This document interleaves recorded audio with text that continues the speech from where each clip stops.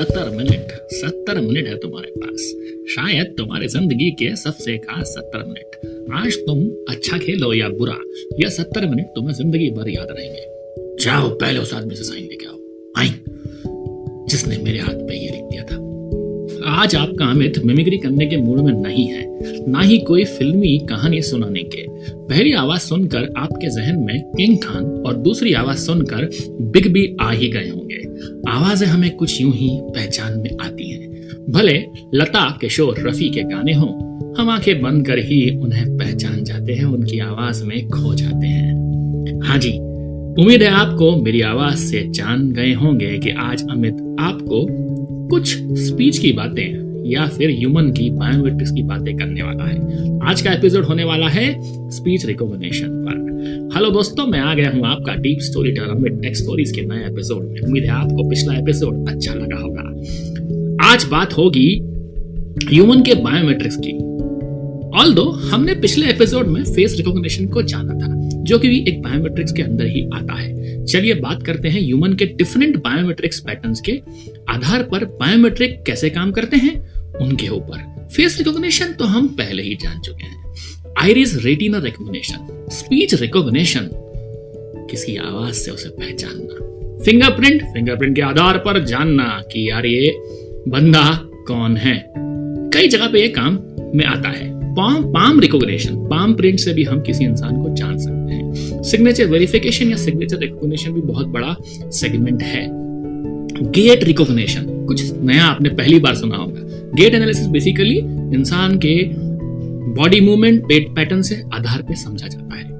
Year recognition भी होता है, कानों से भी पहचानते हैं। ईसीजी बायोमेडिकल की भाषा में आपने इलेक्ट्रोकार्डियोग्राफ या इलेक्ट्रोकार्डियोग्राम, ग्राम मतलब एक्चुअली ग्राफ, जो कि हमारे ह्यूमन के हार्ट के बिहेवियर को बताता है। बात की गई सभी तरह के बायोमेट्रिक आइडेंटिफिकेशन करने के लिए हमारे पास विभिन्न तरह के एल्गोरिदम मशीन लर्निंग में उपलब्ध हैं, जिनको हम प्रयोग कर अच्छे परिणाम पाकर ह्यूमन को आइडेंटिफाई कर सकते हैं। अब बात करते हैं जेनरिक स्टेप्स की, कैसे करेंगे हम ये सब काम। पहला, डेटा कलेक्शन, मतलब कि सैंपल लेना।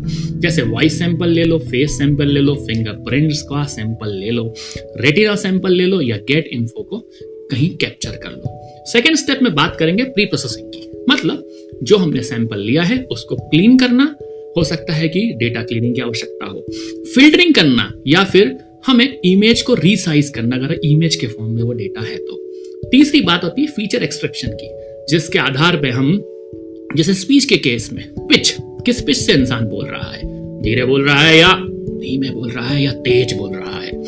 एम्पलीट्यूड मॉड्यूलेशन, एम्पलीट्यूड की फ्रीक्वेंसी मॉड्यूलेशन भी होता है, तो बहुत सारे चेंजेस होंगे हमारे पास। सिग्नेचर के केस में प्रेशर प्रोफाइल किस आधार पर सिग्नेचर कर रहा है।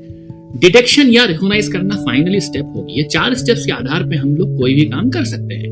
मशीन लर्निंग टेक्निक में हमारे पास supervise, unsupervise learning, classification, clustering, decision tree, support vector machine, भगवान जाने इतने सारे एल्गोरिदम हैं जिनके आधार पर हम रिकॉग्नाइज करते हैं। वैसे भी जैसे कि एसवीएम है, सपोर्ट वेक्टर मशीन, वो एल्गोरिदम हम स्पीच रिकॉग्निशन में यूज कर सकते हैं, जहां 50 से 90% तक अच्छे रिजल्ट पा सकते हैं। फेस रिकॉग्निशन में हम पीसीए के अलावा चाहे तो डिसीजन ट्री भी यूज कर सकते हैं, जिसका की एफिशिएंसी 90% के आसपास है। चलिए प्रैक्टिकल चैलेंज की बात कर लेते हैं। अगर हमने अपनी वॉइस सैंपल्स की बात करूं, मतलब मैं अपनी सैंपल्स की बात करूं, तो हर बार थोड़ी वेरिएंट हो सकती है, जो कि आप पॉडकास्ट में महसूस करते होंगे। जैसे कि मैंने वन बोलने के लिए मैं 1 तेज भी बोल सकता हूँ या 1 भी कह सकता हूँ, किसी भी तरह से मैं बोल सकता हूँ। अगर मैं ठंडा पानी पी लूं तो मेरी आवाज थोड़ी सी मॉड्यूलेट हो जाएगी, चेंज हो जाएगी। और अगर मैं जाम खा लूं, जाम फल, तो हो सकता है मेरी आवाज थोड़ी सी और चेंज हो जाए। या फिर आपके साथ मैं बातें करके अपनी जैमिंग सेशन कर लूं तो आवाज हो सकता है कि फिर बदल जाए। तरह तरह की आवाज हो सकती है। 2 सैंपल में समानता निकालने के लिए मेरे पास क्रॉस कोरिलेशन से अच्छा टूल नहीं होगा, जो कि मेरी फ्रीक्वेंसी शिफ्ट के आधार पर रिकॉग्नाइज करने में मुझे मदद करेगा और बता देगा कि ये इंसान की आवाज यही इंसान से मैच खाती है कि नहीं, मतलब ये अमित की आवाज है भी कि नहीं। तो ऐसे काम करेगा स्पीच डिटेक्शन या स्पीच रिकॉग्निशन। वैसे ही हर बार इंग्लिश का ए लिखते वक्त हो सकता है मैं हर बार ए लिखूं, आप चाहे तो ट्राई भी कर सकते हैं लिख के। हर बार सिग्नेचर वेरिफिकेशन करने के लिए भी हमें देखना पड़ेगा कि ह्यूमन का तरीका क्या है लिखने का। प्रेशर प्रोफाइल के पैटर्न से हम पता करेंगे कि ये सच में साइन अमित का है या नहीं। वैसे ही अगर फिंगरप्रिंट्स की बात करें तो किसी भी लेबोरियस वर्क करने पे कोई लेबर है तो उसका फिंगरप्रिंट का पैटर्न चेंज हो सकता है।